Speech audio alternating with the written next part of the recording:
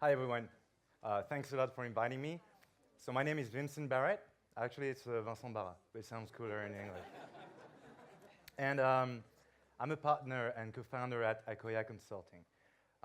Today, I'll be sharing some insights with you regarding one topic, which is happiness at work. It's actually one of my field of studies, and it's also I'm very passionate about it because it's very interesting. It has a lot of potential. And just a quick word on who we are. Ikea is a Paris-based firm. We were founded in 2010 by 3 engineers. I'm one of them. I know, I'm an engineer. I don't work for Thales. I'm a trader. I'm sorry. Especially in consulting, you know. And our vision when we founded the firm in 2010 was that human resources need to be more strategic. And why is that? Because they lack the tools, they lack the strategic tools. And they need 3 things, actually. The first one is, of course, innovation and digital. The second one is analytics and data. And the third one is business partnering skills, all right? And we do that with a lot of international companies, including Thales, actually. We have roughly 15 consultants and still counting. So if you have any little brothers or sisters that are interested in consulting, please send their resumes. We're hiring aggressively. That being said, and back to the topic, happiness at work. You want to send your resume? Why not? Shoot. I might get into some trouble here. So we're going to play a game together. And this game is a little twisted, but I like to call it the Vincent Game. When do you think I'm going to die? Do you have any ideas? Try to guess. Tonight. Hopefully, I will not die tonight. At what age? 80. You're very close. Very, very close. Actually, if the remote is working, it's not. There it goes. On the basic assumptions that I'm French, I know, I'm a lucky guy. And arrogant. And on the second assumption that I'm a man, I'm not going to prove it. My life expectancy is 79.5 years old. So that's the average age in France. It's actually not so bad, I mean, regarding international standards. But the thing is, if I were to be a blue collar, and it's not working thanks to Aurélien, so if I was working in a factory, for instance, my life expectancy would be 77.6.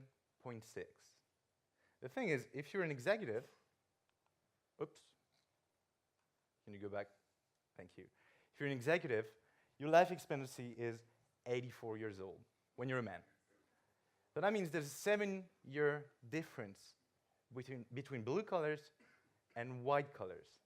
And there are several reasons to explain that. It's amazing. I mean, it's huge. 7 years old. It's the same country with the same access to social security.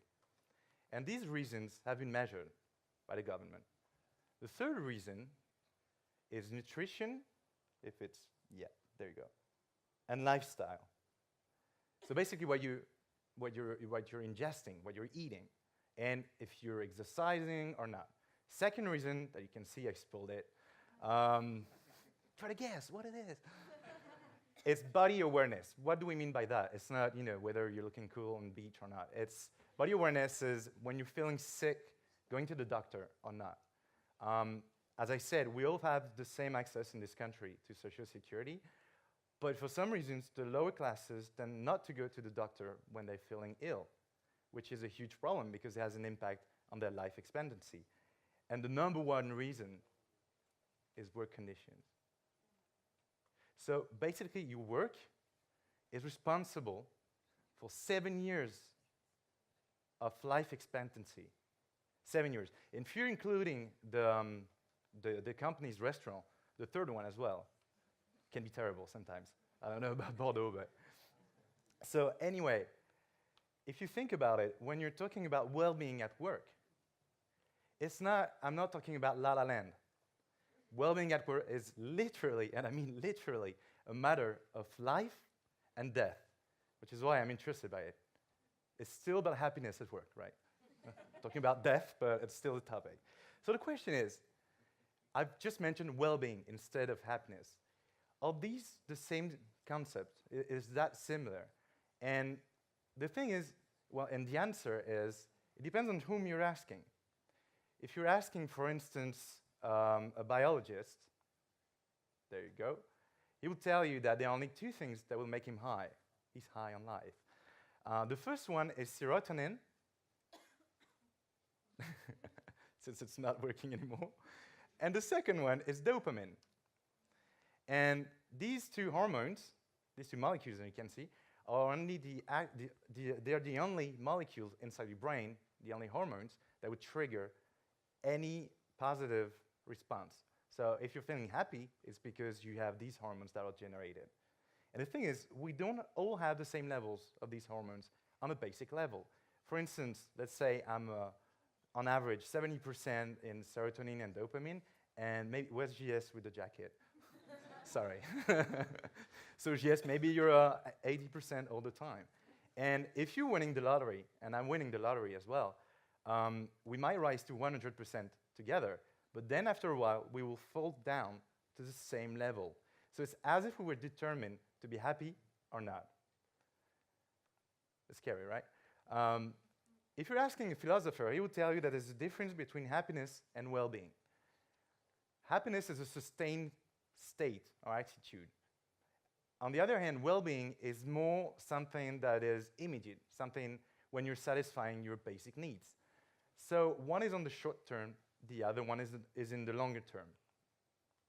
And if you're asking a sociologist, he would tell you, he would use the Maslow pyramid, of course, because they use it all the time. And we know what the Maslow pyramid is. And for those of you who don't, at the top of the pyramid, you have everything that is more intangible, like esteem or self-actualization. And at the bottom of the pyramid, you have anything that is more immediate and material, physiological, etc. Thing is, we all know there's something missing. Okay, I'm going to change that next time. Battery life is that we need the most, battery life on our phones. And if you relate it to well-being and happiness, anything at the bottom is more related to well-being, and anything at the top is more related to happiness. So, in the end, well-being and happiness are close, they're similar, but they're not exactly the same. And the thing is, you can be happy without any form of well-being. There's a global ranking on happiness. They rank countries. And countries such as France and Singapore, guess what they are? At the bottom.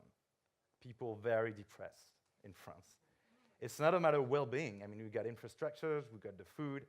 I think someone said, a writer said that French people are Italians that never smile. That's pretty true. But some other nations, guess who are the happiest nations in the world, among the happiest? People from Iraq and Afghanistan. They're not exactly the type of people you would think, that will be happy on a day-to-day basis. So just because you don't have well-being doesn't mean you cannot be happy.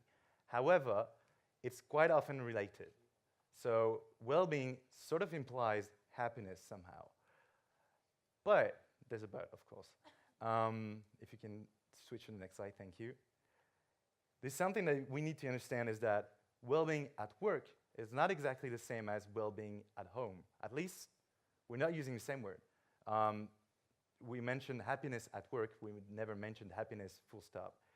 The thing is, I don't know about your parents, guys, but mine, I never knew how it went at work for them. When they came back home, their issues stayed at work. Nowadays, it's just wrong to think that your issues are not following you. They're not staying at the door of the company, at the gates where you're badging, You're carrying your own personal issues at work and vice versa. Why is that? Because we're all connected. And actually, and we're connected 24/7 as well, which is not, it's fine. I mean, we need Wi-Fi, right? But still, when you're an employer, where does it stop? I mean, you want to care about your employees. You think, okay, I'm trying to provide, nice environment for them where they can work every day. But how about, exercising? How about food, etc.? To what point, to what extent am I not intruding into your lives when I'm asking you to eat healthy?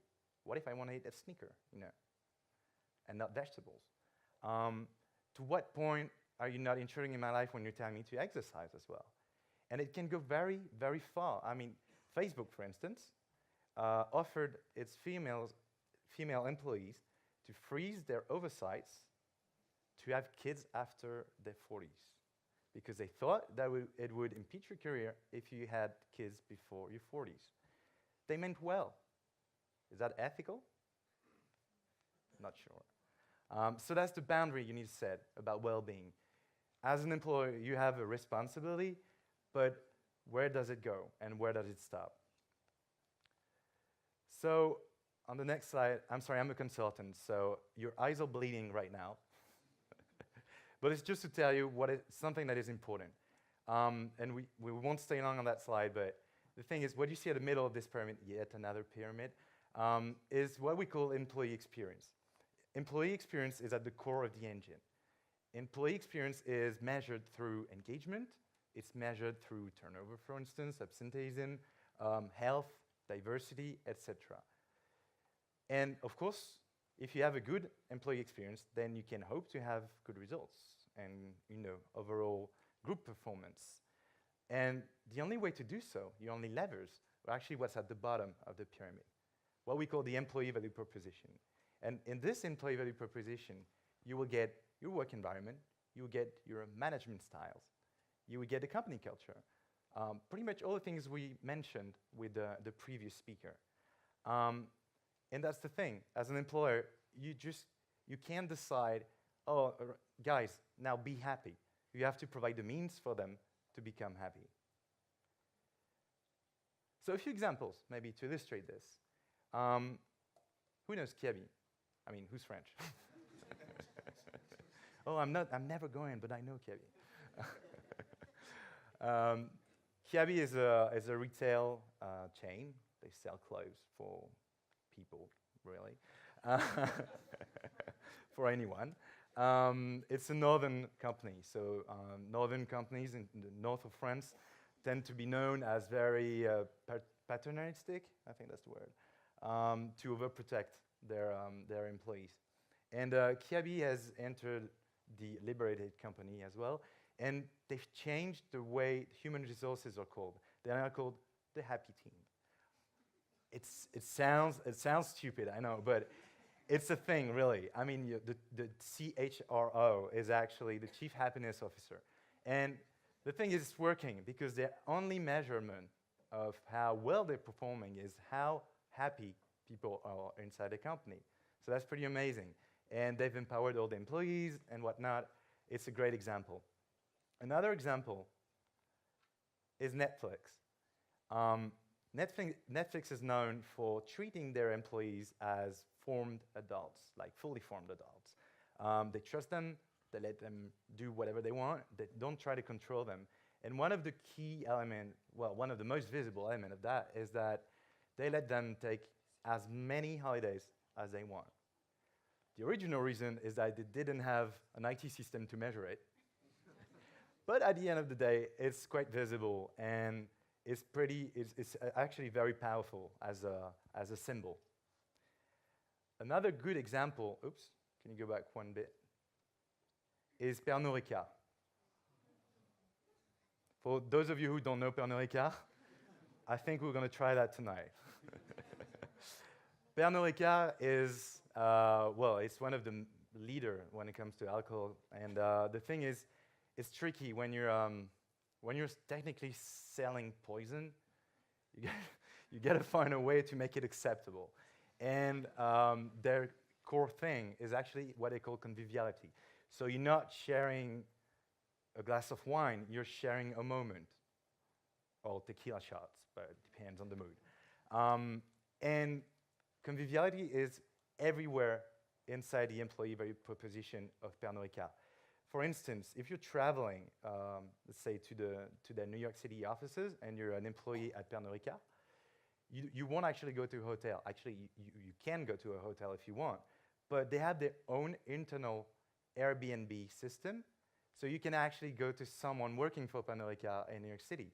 So let's say you're going to Asia, for instance, instead of going to the Sofitel, not the one in New York, and somewhere in Asia. You can actually spend some time with a real family, with a colleague, and bond together, and have this conviviality moment all together. That's part also of the employee value proposition. And another good example is Patagonia. They're very into surfing and, mountain climbing and all that. Most people actually do that. The founder of Patagonia wrote a book called Let My People Surf. So that's telling. And they are very focused on work-life balance. So going out, traveling, doing some outdoor activities is something that is well respected and actually will encourage inside the company. It reached a point where, and that's crazy, I think, but they encourage their employees to go on any environmental protests. And if their employees are being jailed for that, they come and bail them out. So they're actually spending money. Like, let's say you're chained to a pipeline, or an oil rig somewhere. They actually get you out of jail. How's that for an employer? So these few examples just illustrate what employee value proposition is. And I really like what Laszlo Bock says. He's the former chief people operations for Google. And he says that, let's do this together, but if you close your eyes and think about how much time and how many hours in a given week, you're spending with your family, you're spending with your loved ones, you're doing whatever you like, your hobbies, even the time you're spending sleeping, you'll see that it's actually less than the time you're spending working. And in a way, he's right. It doesn't have to be something that is demotivating or something that is not humanized. So I think we all have this responsibility here in this room today, not just us, but our managers, again. Please make our jobs great again. Thank you for your attention. Do you have any questions?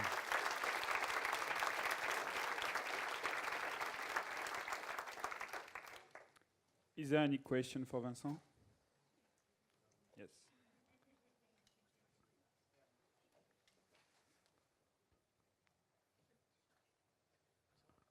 Yeah, so I was just wondering how you kind of measure happiness, because it's obviously quite an unquantifiable thing. It's something we're looking into. I was wondering how you guys... Surveys. It's mostly surveys, and you have indirect indicators such as absenteeism as well. It doesn't work for executives because they tend to be present all the time, which is another indicator, presenteeism. So that's when you're here and you shouldn't be. You should be on holiday or something. So that's another way to measure it. Attrition. So the turnover rate of your staff. If it's high, then it's probably not a good sign. And there are other ways like platforms such as Supermood, for instance. I don't know if you heard about them. They call it Pulse survey. So it's not a survey you run on a 2-year basis. It's something you run on a day-to-day basis. And you just answer like 3 questions. How are you today? And would you recommend your employer to a friend or something like that? So that provides an insight, like a Pulse survey, really. Cool. Thank you.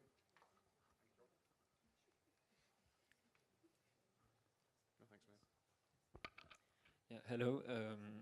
Just a simple question. If you offer French people as many holidays as they want, yeah. How do you prevent apocalypse? That's a good question. Of course, it doesn't work in all the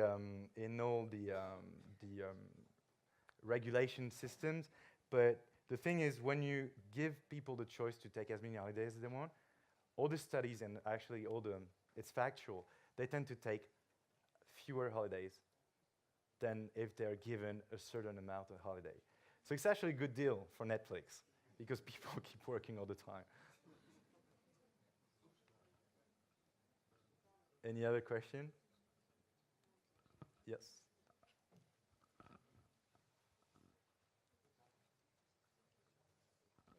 Hello. It's just a lot of what you're talking about, the change seems to stem from the higher rungs of an organisation. So what could sort of this community, what can we go go back to our offices and do like tomorrow, next week, to start instigating a change? Demonstrate. You're in Yeah. France. No, seriously, I think it's, Sophie mentioned it, but dialogue with your managers and all that is really important, actually. It's a way to actually make them realize where you're standing. And you have this collaborative sort of way of working, also with your colleagues, not just with your hierarchy, is a good start. Because people tend to leave, managers, not companies, but they also leave teams. In some cases, you might feel isolated, and it's been proven and measured as well that if you have what they call psychological security, like if you can show sometimes that you're hurt or sometimes that you're vulnerable, then projects tend to be achieved better and faster. So it's funny because it's a business indicator related to how you feel and how psychologically you feel as well. So yeah, just build this collaborative. I think YES is a good example as well. It's a means to share good practices as well, and also regarding new ways of working, definitely. Thank you.